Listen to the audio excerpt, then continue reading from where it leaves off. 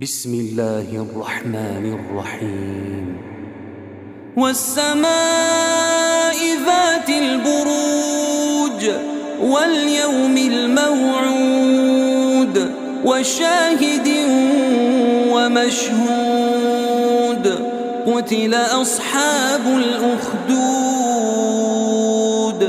النار ذات الوقود إذ هم عليها قعود وهم على ما يفعلون بالمؤمنين شهود وما نقموا منهم إلا أن يؤمنوا بالله العزيز الحميد الذي له ملك السماوات والأرض والله على كل شيء شهيد.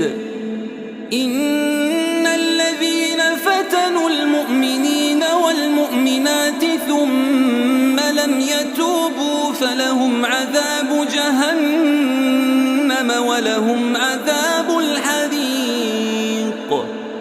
إن الذين آمنوا وعملوا الصالحات لهم جنات تجري من تحتها الأنهار ذلك الفوز الكبير.